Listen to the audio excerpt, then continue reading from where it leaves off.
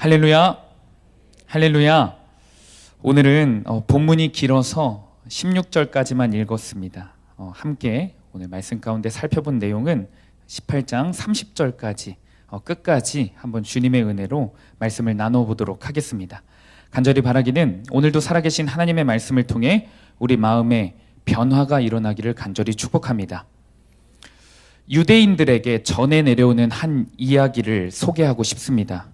두 친구가 길을 가다가 왕을 만났다고 합니다. 두 명 중 한 친구는 욕심이 굉장히 많은 친구였고 다른 친구는요, 시기심이 굉장히 많은 친구였다고 합니다. 왕은 두 사람에게 이렇게 이야기했습니다. 만약 너희 중에 한 명이 무엇이든지 요구한다면 나는 그대로 해줄 것이다. 돈을 요구하면 돈을, 땅을 요구하면 땅을 줄 것이다. 단, 옆 사람에게는 요구한 것의 2배를 주겠다 라고 말했습니다. 왕의 말을 들은 시기심이 많은 친구는 먼저 나서서 아무것도 요구하지 않았습니다. 왜냐하면 친구가 2배로 받게 될 것을 생각하니 배가 너무 아팠기 때문입니다.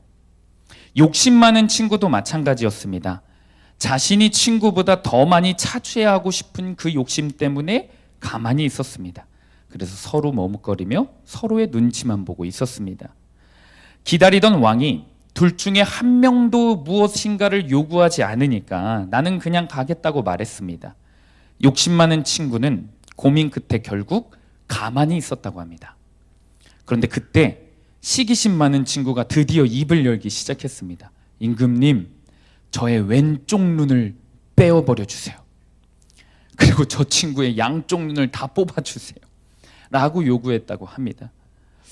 이 우스꽝스러운 이야기는 죽음에 이르는 7가지 죄라는 책을 읽으면서 제가 읽었던 내용입니다. 이 책은 악한 세력들이 우리 그리스도인들을 지옥에 끌고 가게 하기 위해서 넘어뜨리는 치명적인 7가지 죄들을 소개합니다. 그런데 그 중에 한 가지가 무엇이냐면 시기라는 죄였습니다. 시기.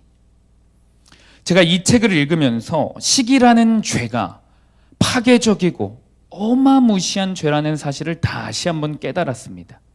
이 짧은 유대인의 이야기 속에서도요, 욕심의 죄를 갖고 있는 사람은 남을 죽이려고까지는 하지 않는데 시기라는 죄는요, 나를 파괴하면서까지 상대방을 파괴하려는 그 무서운 특징이 보입니다. 그런데 아이러니하게도 많은 그리스도인들이요, 착각하며 삽니다. 세상의 문화, 술, 도박, 음란을 즐기는 것은요, 세속적으로 여기며 나름대로 경계합니다. 그리고 죄를 지으면 죄의식도 많이 느낍니다. 그러나 시기, 질투, 마음과 같은 그 마음에 일어나는 내면적인 죄를요, 얕보는 경향이 있습니다. 얕보는 경향. 파괴력이 어마어마한데도 불구하고 다른 죄들에 비해서 경각심을 그리 갖지 않습니다. 그러나 우리 사랑하는 수암교회 성도님들은 오늘 말씀을 통해 이 시기라는 죄를 절대로 가볍게 여기지 않게 되기를 간절히 축복합니다. 또한 이 시기라는 죄를 어떻게 이길 수 있는지 그 방법 역시 말씀을 통해 깨닫고 훈련받는 저와 여러분들이 되기를 간절히 축복합니다. 그리하여 우리 수암교회 성도님들이 속한 공동체, 가정, 직장, 속회는 시기심 때문에 낙심하는 자들이 없어지기를 간절히 축복합니다. 오늘 본문을 통해 첫 번째 살펴볼 메시지는 다음과 같습니다. 시기가 가장 치명적인 죄라는 사실입니다. 오늘 본문 6절에서 7절 말씀을 우리 한 목소리로 합독하겠습니다. 무리가 돌아올 때 곧 다윗이 블레셋 사람을 죽이고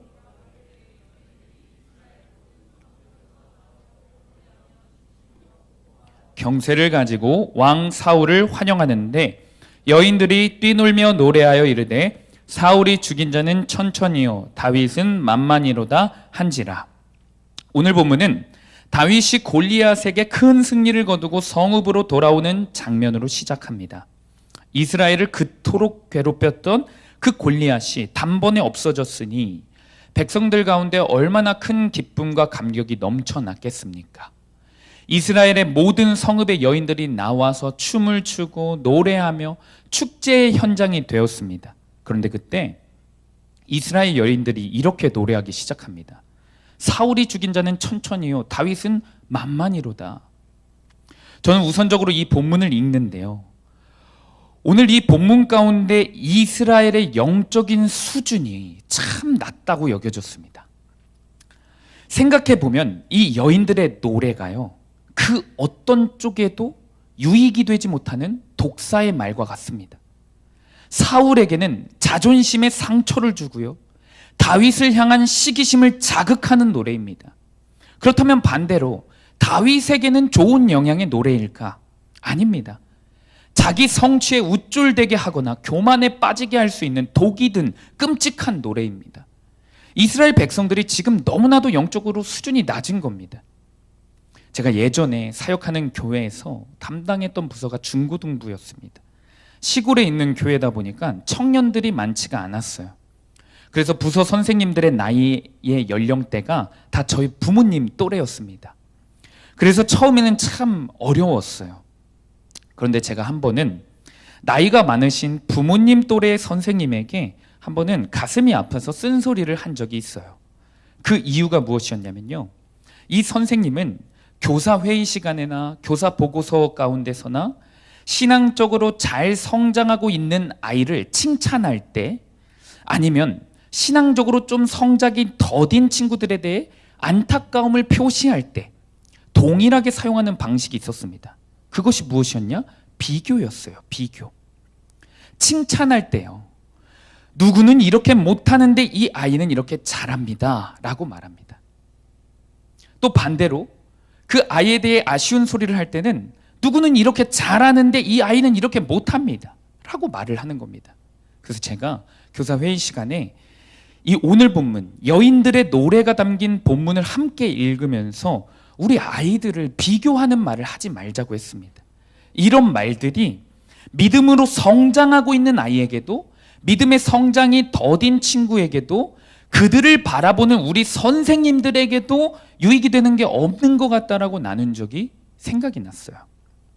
사울과 다윗을 비교하는 이 무지한 여인들의 말 때문에 결국 이스라엘은 대적 골리앗이 사라졌음에도 불구하고 다시 한번 평안이 깨집니다. 이스라엘 가운데 경험했던 화평이 깨집니다. 긴장의 흙구름이 이스라엘을 덮기 시작했습니다. 말씀을 들어가면서 지금 현재 우리의 모습을 돌아보기를 소망합니다. 나는 혹시 누군가를 칭찬할 때도 비교하면서, 아니면 아쉬운 소리를 할 때도 비교하면서 하고 있다면 내가 속한 공동체, 가정, 직장, 속회에요, 큰 위기를 불러일으키는 아주 독사 같은 사람이 나라는 것을 깨달아야 합니다. 사울은 이 여인들의 독사 같은 말을 듣고 결국에 시기심에 완전히 사로잡힙니다. 오늘 보면 8절에서 9절 우리 한 목소리로 한번 합독하겠습니다. 시작. 사울이 그 말에 불쾌하여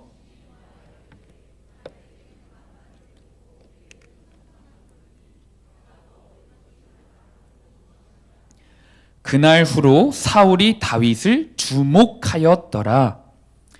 이 말을 듣고요, 사울은 시기심에 완전히 사로잡힙니다. 그리고 다윗만 주목하는 인생이 됩니다. 시기심이 가장 무서운 죄인 이유는요, 하나님을 바라보지 못하게 하기 때문입니다. 나보다 잘난 그 사람만 하루 종일 쳐다보게 만들어요. 나보다 잘난 것 하나도 없는 것 같은데 나보다 인정받는 것 같은 그 사람만 바라보게 됩니다. 변한 거 하나도 없으면서 변한 척하면서 남들에게 인정받는 그 사람만 죽도록 쳐다보게 만드는 게 이 시기심입니다. 그리고 내 삶에 생긴 문제만 집중하게 합니다. 그러는 사이에 우리는 점점 하나님과 멀어지게 되는 거예요. 내 삶에 사라지는 것은 하나님입니다. 온통 내 감정만 남고요, 내 생각만 남고요, 내 걱정만 남고요, 그 원수 같은 사람만 남게 되는 겁니다. 9절에 기록된 사울이 다윗을 주목했다라는 이 뜻을 원어로 살펴보면 뚫어져라 관찰했다라는 뜻이 있어요. 뚫어져라 관찰했다. 다윗의 일거수 일투족 하나하나를 세심하게 관찰했다라는 겁니다. 왕이 그 당시에 해야 하는 업무들이 얼마나 많았겠습니까? 그런데 이 왕은 하루 종일 다윗만 생각하고 하루 종일 다윗에게 집착합니다. 왜요? 작은 꼬투리 하나 잡아서 죽이려고. 이 안 좋은 의도가 있었습니다. 10절, 오늘 보면 10절 말씀 우리 한 목소리로 읽어보겠습니다. 시작.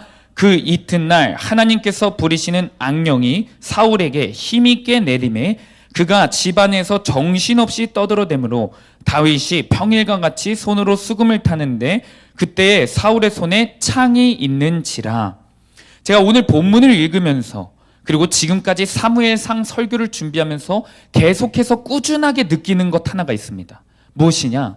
하나님께서 사울을 버리신다고 하셨지만 여전히 사울을 사랑하신다는 사실이에요. 여전히 사울을 사랑하셔서 회개할 기회, 회복의 기회를요, 군데마다 주고 계신다는 사실을 느낍니다. 방금 읽은 본문 속에서도요, 완전히 시기심에 사로잡힌 사울을 위해 하나님의 사람 다윗은 무엇을 하고 있습니까? 사울을 위해 수금을 타고 있습니다. 수금을 타고 있어요. 과거에도요, 사울이 악령에 사로잡혔을 때 이 다윗의 수금을 통해 회복되는 은혜를 경험합니다. 사울은 분명 다윗의 수금을 타고 있는 모습을 통해 하나님의 은혜를 기억할 수 있었어요.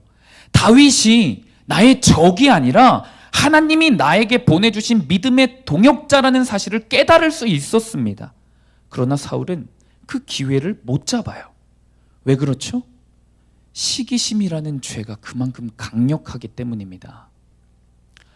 잠언 14장 30절에 보면요, 시기의 죄가 얼마나 위험하고 파괴적인지 성경은 경고하고 있습니다. 제가 한번 읽어보도록 하겠습니다. 잠언 14장 30절입니다. 평온한 마음은 육신의 생명이나 시기는 뼈를 썩게 하느니라. 뼈를 썩게 만드는 게 시기라고 합니다. 이 잠언이 지혜의 왕 솔로몬이 쓴 잠언입니다. 시기가 죽음과 같이 강렬한 파괴력을 갖고 있다라고 경고하는 거예요. 우리가 얼마 전까지 큐티한 성경이 있죠. 야고보서 있지 않습니까? 야고보서의 별명이 무엇이냐면 신약의 잠언입니다. 신약 성경의 잠언이라는 별명이 있어요. 구약의 잠언에서도 시기를 경고하고 있고요. 신약의 잠언인 야고보서는요, 조금 더 강력하게 시기심에 대해서 경고하고 있습니다. 야고보서 3장 14절에서 16절까지의 말씀, 저와 여러분들이 한 목소리로 합독하겠습니다. 그러나 너희 마음속에 독한 시기와 다툼이 있으면 자랑하지 말라. 진리를 거슬러 거짓말하지 말라.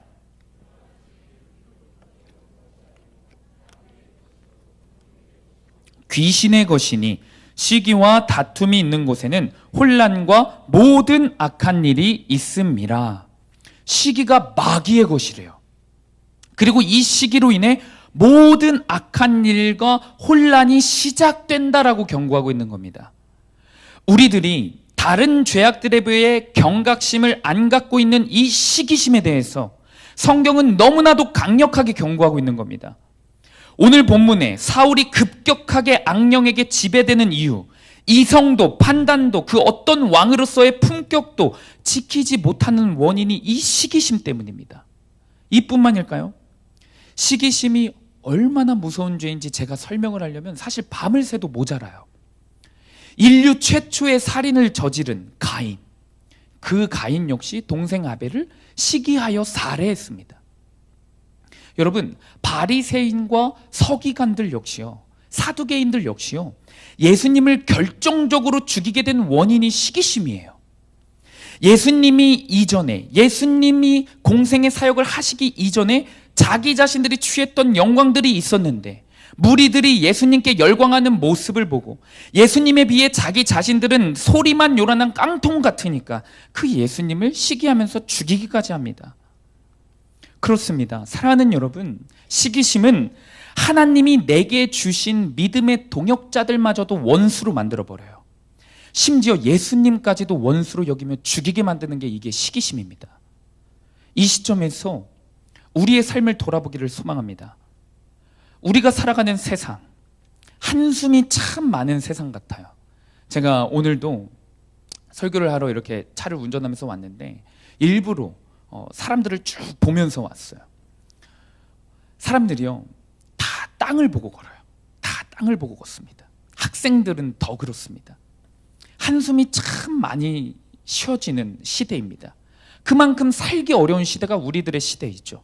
그런데 그냥 사회인으로 세상을 살아가기도 벅찬데 사실 그리스도인으로 세상을 살아가기란 더 힘든 게 사실입니다.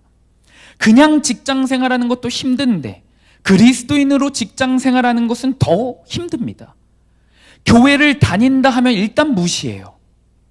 때로는 그것을 세상 사람들이 이용하기도 하죠. 너 교회 다닌다며 이래? 라고 이용하기도 합니다. 뿐만 아닙니다. 세상에 화려하고 온갖 자극적인 문화들이 그 어떤 시대보다 우리의 눈과 마음을 사로잡고 있어요. 365일, 24시간 어디에서나 세상의 쾌락에 노출되어 있는 세상이 우리의 세상입니다. 정말이지 믿음을 지키기 힘든 시대예요. 영적으로 상심하기 쉬운 시대입니다. 그래서 하나님께서 우리에게 혼자 신앙생활하고 혼자 믿음을 지키라고 하시지 않습니다. 영적 공동체를 보내주십니다. 영적 공동체를 허락하십니다. 왜냐하면 그래야 싸울 수 있기 때문입니다. 하나님은요, 외부에 큰 박해가 있고 시대적으로 환난을 경험하는 초대교회 성도들에게요, 너희들은 서로 피차 안위함을 누리라고, 그것이 영적 전쟁에서 구원의 승리를 누릴 수 있는 비결임을 바울을 통해 강력하게 가르친 적이 있어요. 제가 굉장히 좋아하는 말씀입니다. 로마서 1장 12절인데요. 제가 읽어드릴게요. 이는 곧 내가 너희 가운데서 너희와 나의 믿음으로 말미암아 피차 안위함을 얻으려 함이라. 그리스도인들끼리 먼저 서로 하나 될 것을 요구하는 겁니다. 서로 바라보며 의지해야 할 것을 요구하는 거예요. 그래야 세상 가운데서도, 그 시대적인 환난 가운데서도 승리할 수 있음을 강조하는 말씀입니다. 그런데 여러분, 안타까운 것은요, 세상 사람들이 서로 시기하는 것은 100번 이해합니다. 세상 사람들이 우리 그리스도인들을 시기하고 미워하고 핍박하는 건 역시 당연한 겁니다. 그런데 당연하지 않은 일들이 우리 삶 가운데서 일어나고 있습니다. 안 그래도 믿음을 지키기 힘든 이 시대 가운데 우리 믿는 사람들끼리 시기하고 다투는 일이 일어납니다. 같은 속회 식구끼리 시기하죠. 같은 지역 교회끼리 시기하죠. 같은 예수 그리스도를 믿는 교단끼리 시기합니다. 여러분, 사울에게 다윗은 시기할 대상입니까? 믿음의 동역자입니다. 도움받고 의지하고 위로받을 주님이 보내주신 믿음의 귀한 동역자입니다. 그런데 이 시기심 때문에 내 인생의 선물과 같은 그 다윗을 죽이려고만 해요. 이 사울의 모습이 오늘날 우리들의 모습 가운데서도 참 많이 보이지 않습니까? 오늘 말씀을 통해 우리는 뼈 아프지만 돌아봐야만 합니다. 내가 다윗이 아니라 사울입니다. 내가 죽이고 있는 내 인생의 다윗이 분명히 있습니다. 하나님이 믿음을 도저히 혼자 지킬 수 없는 이 시대 가운데 내게 붙여주신 믿음의 동역자와 공동체가 있는데 나는 그것을 정작 알아보지 못하고 시기하며 아군끼리 총질을 하는 비참한 상황을 우리가 스스로 만들고 있지는 않습니까? 간절히 바라기는 저와 여러분들이 오늘 살아계신 하나님의 말씀을 통해 내 안에 있는 그 악한 시기심이 눈 녹듯이 녹아지는 은혜가 있기를 간절히 축복합니다. 적용 질문입니다. 믿음을 지키기 힘든 이 시대 가운데 아군끼리 피차 안위함을 누리고 있습니까? 나는 시기심 때문에 믿음의 동역자를 파괴하고 공동체를 파괴하고 나 자신마저도 파괴하고 있지는 않습니까? 오늘 본문의 두 번째 메시지입니다. 지혜가 시기심과 음모를 이깁니다. 시기심에 가득 찬 사울과는 달리 이번에는 지혜가 충만한 다윗을 한번 살펴보기를 원합니다. 다윗은 사울을 위해 수금을 타고 있었습니다. 그리고 진심으로 사울을 위로하고 있었습니다. 그러나 그에게 날아오는 것은 다름 아닌 날카로운 창이었어요. 오늘 본문 11절 말씀입니다. 우리 한 목소리로 읽어보겠습니다. 시작.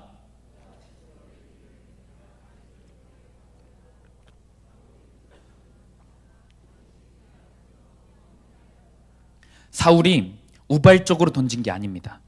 다윗을 벽에 박혀 죽이기 위해 두 번이나 최선을 다해 던집니다. 그러나 다윗은 그 창을 2번 모두 피합니다. 그런데 여기서 우리가 살펴볼 것은 다윗이 사울이 미쳐서 시기심에 가득 차서 창을 던지는 그 순간에도 다윗은요, 그 자리를 떠나지 않았다는 사실이에요. 한 주석가는요, 이 구절을 이렇게 해석합니다. 다윗은 자신을 죽이려 하는 왕 앞에서 즉시 도망하지 않았다고 하는 부분은 다윗이 최선을 다해 사울을 안위시키려 했음을 보여준다 라고 주의합니다. 다윗이 이리저리 창을 피하는 것을 보고 사울은 결국에 이렇게 단순한 방법으로는 다윗을 죽일 수 없다라고 판단합니다. 그리고 하는 것이 무엇이냐? 이어서 사악한 음모를 꾸미고 있습니다. 오늘 본문 13절 말씀을 쉬운 성경으로 제가 읽어드리겠습니다. 사울은 다윗을 멀리 보내어 작은 부대 지휘관으로 임명하였습니다. 그리하여 다윗은 작은 부대를 이끌고 싸움터에 나갔습니다. 13절에 보니까 사울의 창을 2번 피한 다윗에게 이제는 한 부대의 지휘관으로 세웁니다. 그리고 멀리 보냅니다. 천부장으로 세운 것인데요. 이게 이스라엘의 가장 천한 직업이 목동이라는 것을 살펴보았죠. 그 목동이 1000명 정도의 부하를 거느리는 지휘관이 된 것은 엄청난 신분 상승을 의미합니다. 무엇인가 사울이 다윗을 인정했나 싶기도 하지만 멀리 보냈다라는 단어가 눈에 들어옵니다. 멀리 보냈다. 다윗을 가장 위험한 변방으로 보낸 겁니다. 이게 무엇을 뜻합니까? 다윗이 전쟁이 가장 많이 일어나는 변방에서 싸우다가 전사하기를 원했던 거예요. 아니면 그렇지 않더라도 왕궁에는 고위 관리들이 모이지 않습니까? 그 고위 관리들과 접촉할 수 있는 기회를 최소화시키는 겁니다. 그리고 다윗의 지혜와 능력이 다른 사람들에게 돋보이지 않을 수 있도록 저 멀리 보낸 사울의 악한 음모입니다. 그런데 우리가 이 시점에서 생각해 볼 것은, 한 번은 제가 책을 읽어보는데 시기를 하는 사람과 억울하게 시기를 받는 사람들에게는요, 비슷한 심리적 증상이 나타난다고 해요. 무엇이냐면 양쪽 다 자기 자신을 무가치하게 느낀다고 합니다. 무가치하게. 존중받지 못한다고 느낀다고 합니다. 그러니 시기를 하는 사람도 시기를 받는 사람도 모두 해결책이 자기 자신이 아니라 상대방에게 있다고 생각하는 거예요. 그래서 서로를 결국에 미워하고 죽기까지 결국에 싸우게 된다라는 겁니다. 그래서 양쪽 다 고통받는 인생이 되는 거예요. 그러나 하나님의 사람 다윗은 시기를 받음에도 불구하고 다른 모습을 보입니다. 사울이 그렇게 시기를 하는데 개의치 않아요. 여유가 있습니다. 사랑하는 여러분, 그 이유가 무엇일까요? 다윗이 다른 이유는 무엇일까요? 그 이유는 다윗에게 세상의 지혜가 아니라 하늘의 지혜가 있었기 때문입니다. 세속의 지혜가 아니라 구속의 지혜가 이 다윗의 삶 가운데 가득 흘러 넘쳤기 때문입니다. 다윗은 세상의 상식, 세상의 방법, 원리로서는 이 사울과의 문제를 해결할 수 없다라는 것을 알았어요. 누구보다도 알았습니다. 그래서 다윗은 하늘의 생각을 품고 구속의 지혜로 행동하며 이 문제를 차근차근 해결해 나가는 겁니다. 다윗이 오늘 본문 가운데서 보여준 구속의 지혜, 하늘의 지혜가 무엇일까요? 한번 생각해 봤는데 그때 드는 마음이 무엇이었냐? 다윗이 고난의 자리를 묵묵히 지켰다는 것입니다. 묵묵히 지켰다는 거예요. 고난의 자리를요. 왕궁에서 수금을 타는 그 자리, 하나님을 경외하면서 한결같이 그 자리를 지켰습니다. 심지어 그때 사울은 창을 집어던지며 나에게 위협을 가하지만 한 번 피하고 바로 도망가는 것이 아니었어요. 최선을 다해 사울을 안정시키려고 노력했습니다. 고난의 자리를 지킨 겁니다. 사울이 변방의 가장 위험한 전쟁터로 보냈습니다. 그 자리에서도 무엇을 하죠? 보내주신 자리니까 최선을 다해 하나님을 바라보며 왕께 충성을 다하여 전쟁에 나갑니다. 여러분, 이것이 구속의 지혜입니다. 100% 오르신 하나님을 신뢰하는 겁니다. 삶의 자리를 지키는 겁니다. 그 자리가 설령 고난의 자리일지라도, 무시받는 자리일지라도, 아무도 주목하지 않는 자리일지라도 그 누구도 내 공로를 인정하지 않는 자리일지라도 내가 해야 할 일들을 하나님을 바라보며 성실하게 해 나가는 것, 그것이 하나님의 지혜로 사는 사람의 특징입니다. 내게 상처를 준다고 공동체를 떠나고, 내게 상처를 준다고 그 사람을 떠나고, 나를 인정해주지 않는 것 같아서 나보다 더 인정받는 그 사람을 시기하고 미워하느라 공동체를 떠난다면요, 절대로 그 사람에게는 하나님의 역사가 나타나지 않습니다. 그러나 묵묵히 그 자리에서 하나님을 신뢰하기 때문에 자기 자신에게 주어진 일들을 묵묵히 감당하는 그 사람에게는요, 다윗에게 일어나는 모든 역사가 일어날 줄로 믿습니다. 오늘 보면 14절에서 16절 말씀, 쉬운 성경으로 저와 여러분들이 합독해서 읽어보도록 하겠습니다. 시작! 여호와께서 다윗과 함께 하셨기 때문에 나가 싸울 때마다 승리하였습니다. 사울은 점점 더 다윗을 두려워했습니다. 그러나 이스라엘과 유다의 모든 백성들은 다윗을 사랑하였습니다. 다윗이 군대를 이끌고 전쟁을 할 때마다 모두 승리하였기 때문입니다. 아멘. 사울의 계략으로 다윗이 변방에 간 뒤 시간이 좀 지났습니다. 변방에서 분명 적군의 손에 죽어야 했는데 다윗이 가는 곳곳마다 승리하기 시작했습니다. 고위 간부들과 성읍에 사는 백성들과의 접촉을 최소화시키려고 변방에 보낸 것인데, 오히려 계속된 전쟁의 승리로 인해 전국구 스타가 되고 있어요. 이것이 하나님의 역사입니다. 핍박받는 그 자리, 고난받는 그 자리를 결국에 영광의 자리로 바꾸시는 하나님의 놀라운 역사입니다. 한편 사울은요, 다윗이 변방에서도 승리하고 점점 다윗의 명성과 인기가 높아지는 것을 계속 묵도하게 돼요. 이제 자신의 겉모술수가 하나님 앞에서 상대가 안 된다는 것을 좀 깨닫고 회개해야 할 텐데, 사울은 그러지 못해요. 사울이 이번에도 다시 한번 자신의 꾀를 씁니다. 이번에는 어떻게 다윗을 죽이려고 하냐면요, 하다 못해 자기 자신의 딸을 이용해서 다윗을 죽이려고 합니다. 인생에서 한 번뿐인 딸의 귀한 결혼을 이용해서라도 다윗을 죽이려고 계획을 짭니다. 여러분, 이 모습이 얼마나 무섭고 잔인합니까? 시기심의 죄는요, 자기 자식도 눈에 보이지 않게 만드는 거예요.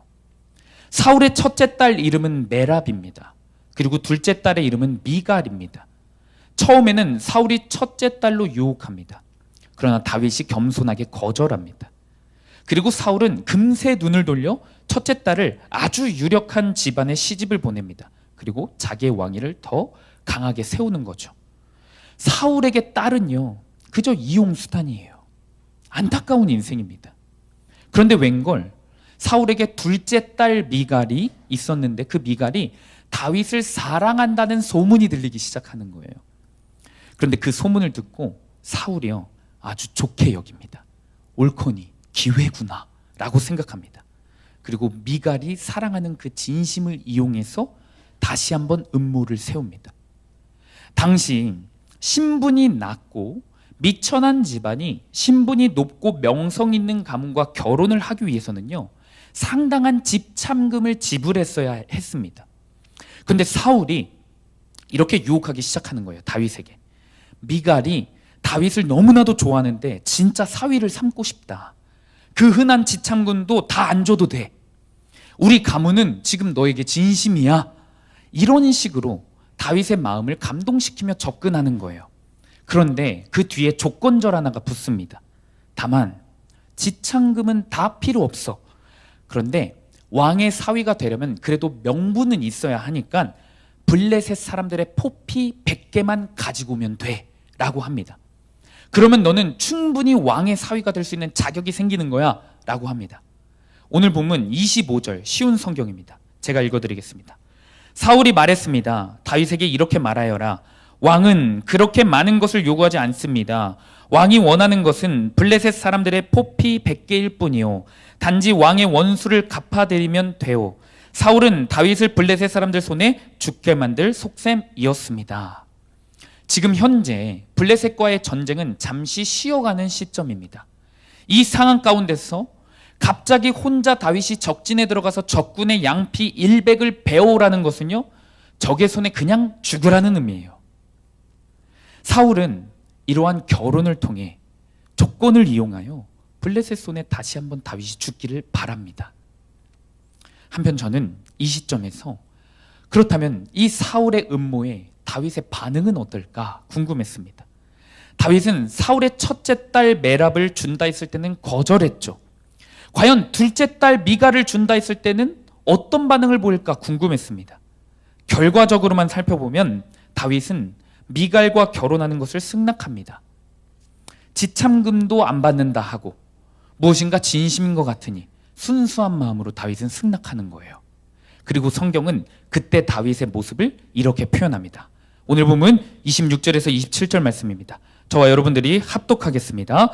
사울의 신하들이 이 말을 다윗에게 아뢰매 다윗이 왕의 사위 되는 것을 좋게 여김으로 결혼할 날이 차기 전에 다윗이 일어나서 그의 부하들과 함께 블레셋 사람 200명을 죽이고 그들의 포피를 가져다가 수대로 왕께 드려 왕의 사위가 되고자 하니 사울이 그의 딸 미갈을 다윗에게 아내로 주었더라. 좋게 여겼다라고 합니다. 한 주석가는 이 좋게 여겼다라는 표현을요, 다윗이 좋아한 이유는 사울의 사위가 됨으로써 지금까지 사울과 불편했던 관계가 좀 해소될 수 있겠다라는 그 기대를 가졌기 때문에 이 결혼을 승낙한 거라고 합니다. 그러니까 다윗은요, 계속해서 순수해요. 다윗은요, 사울을 향해 진심입니다. 그러나 사울은 계속해서 악합니다. 다윗은 최선을 다해 이 사울과의 관계를 해결하려고 해요. 사울을 깊이 섬기려고 합니다. 그러나 사울은 최선을 다해 다윗을 죽이려고만 합니다. 정반대의 길을 걷고 있습니다. 우리는 계속해서 이 두 사람의 비교된 길을 보게 됩니다. 그리고 이 길의 끝의 결과 역시 우리는 잘 알고 있습니다. 사울이 결국에는 다윗이 털끝 하나 사울의 털끝 하나 건들지 아니했는데 사울은 스스로 패망합니다. 점점점 혼자 두려움에 빠지고 점점점 마음 가운데 평안함이 사라집니다. 사울에게는 되는 일이 점점 더 없어집니다. 그러나 반대로 다윗은 어떻죠?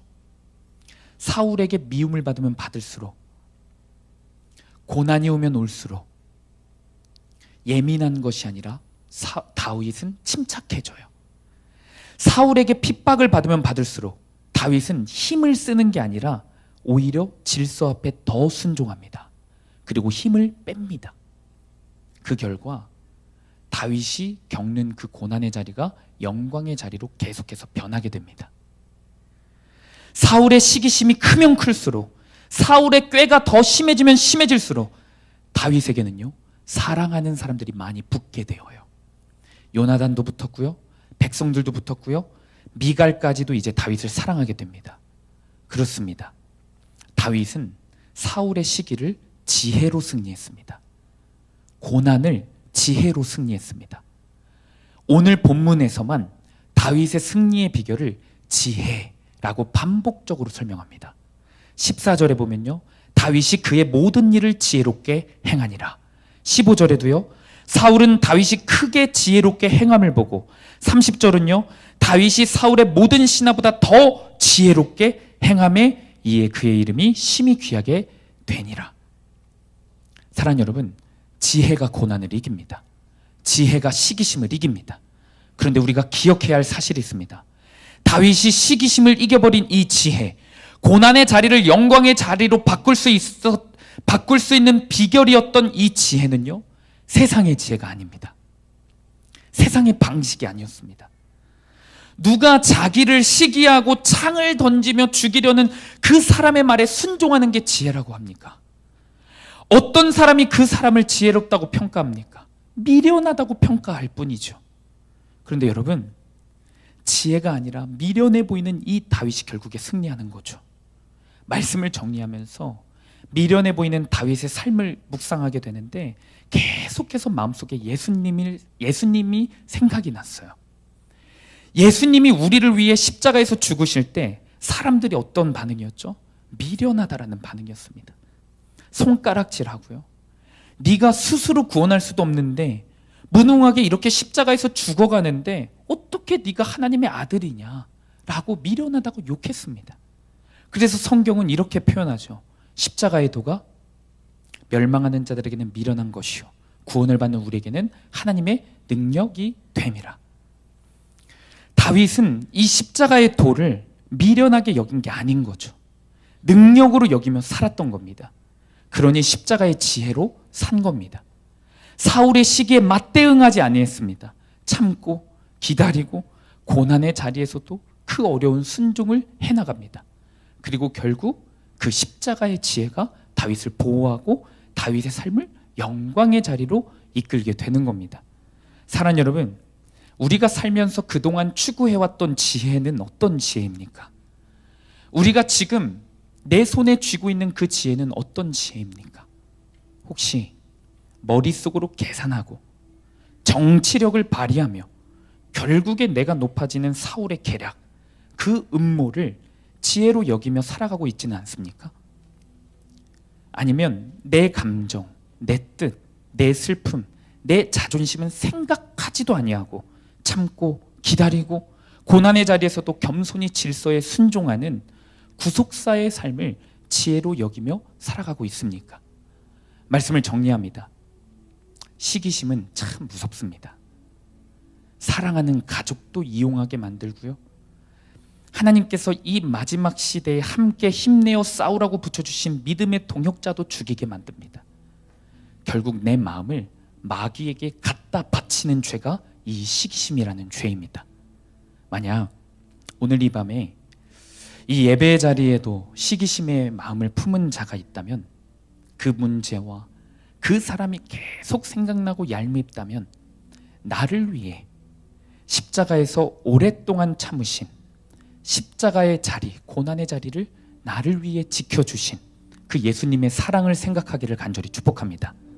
더 나아가 이제 그 사랑을 깨닫고 내 주변에 사울과 같은 이들이 얼마나 많이 있습니까? 이들을 위해 이제는 내가 고난의 자리를 지켜주는 겁니다. 그들을 위해 십자가의 지혜를 삶으로 살아내는 저와 여러분들이 되기를 간절히 축복합니다.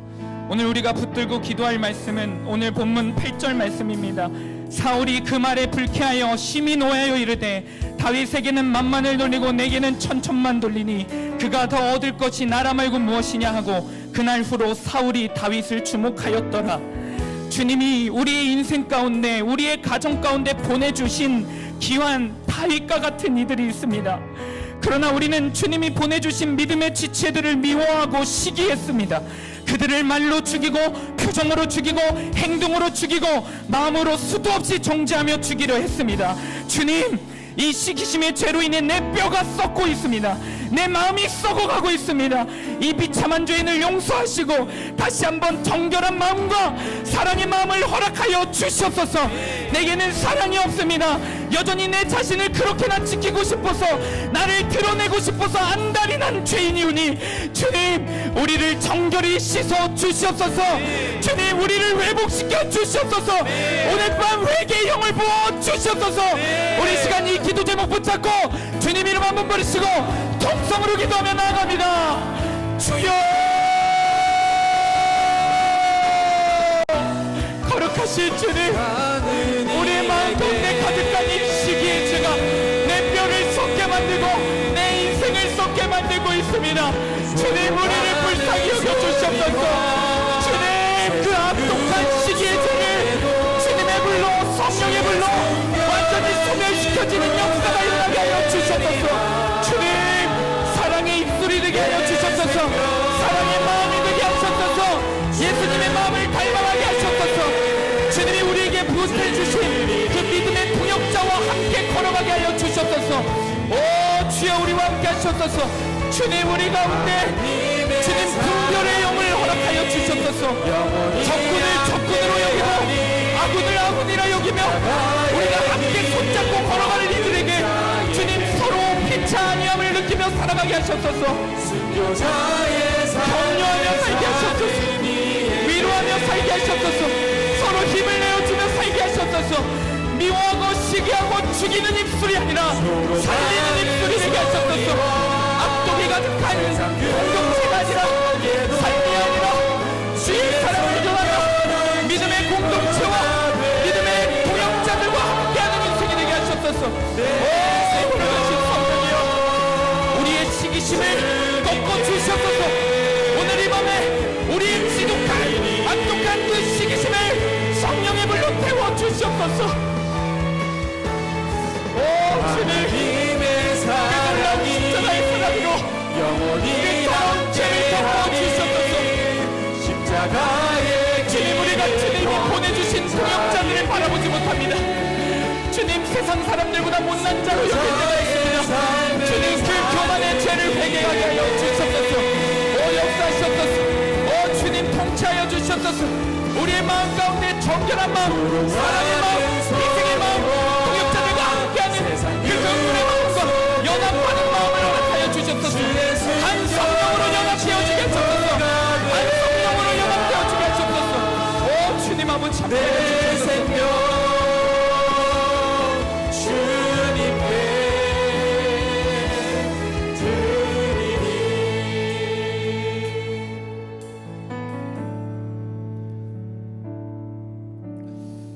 이 시간 다시 한번 기도할 때 강단으로 성도님들을 초청합니다. 간절한 마음으로 주님 앞에 더욱 무릎 꿇어 기도할 때 어루만져 주시는 은혜가 더욱 크리라 믿습니다. 기도카드를 작성하셔서 나오시면 목사님께서 안수기도 해주십니다. 이 시간 우리가 붙들고 기도할 말씀은 고린도전서 1장 18절 말씀입니다. 십자가의 도가 멸망하는 자들에게는 미련한 것이요 구원을 받는 우리에게는 하나님의 능력이라. 고슴도치 같은 나를 위해, 시기심으로 가득한 나를 위해, 내가 선택한 죄 때문에 스스로 죽어가는 나를 위해 십자가에서 오래 참으시고 십자가의 자리를 끝까지 지켜주신 예수님의 사랑을 기억합니다. 그 예수님의 십자가의 사랑을 힘입어 오늘 다윗의 지혜로운 삶이 우리의 삶이 되기를 결단합니다. 내가 고난받는 그 자리, 내게 고난을 주는 그 사람, 내가 너무나도 도망치고 싶은 그 자리에서 내가 죽고 예수로 사는 삶을 허락하여 주시옵소서. 적당히를 넘어 미련할 정도로 그곳에서 주님 뜻만 생각하게 하시고, 미련할 정도로 주님 마음만 생각하며 그 고난의 자리 속에서 하나님의 영광을 경험하게 하여 주시옵소서. 우리 수암교회 부흥과 회복을 위해 기도합니다.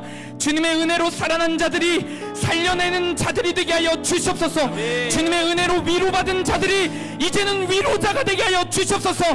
특별히 우리 교회가 사랑으로 소문난 교회가 되게 하여 주시옵소서.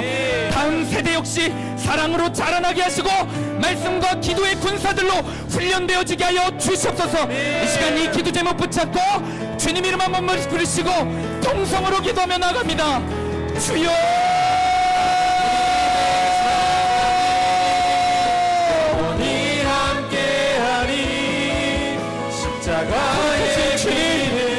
우리 가운데 십자가의 도가 허락되어지게 하시옵소서. 십자가의 도와 십자가의 지혜를, 그 사랑을 미련하게 여기는 것이 아니라 주님을 생각하며 나를 오래 참으신, 나를 그토록 사랑하신 예수 그리스도의 사랑 앞에 우리가 그 길을 따라가게 하여 주시옵소서. 주님, 우리 가운데 사울의 모습이 없어지게 하시옵소서. 우리 가운데 사울을 닮은 모습이 아니라 십자가의 길과 십자가의 지혜로 삶을 산 그 다윗의 삶이 결단되어지고 그 삶이 실제가 되게 하여 주시옵소서. 오 주님 역사하시옵소서. 오 주님, 오늘 이 밤 가운데 십자가의 도가 우리 가운데 능력이 되게 하시옵소서. 하나님의 사랑이 영원히 함께하리. 십자가의 길을 걷는 자에게, 교사의 삶을 사는 이에게 주님 이 밤에 통치하여 주시옵소서. 소롱하는 소리와 세상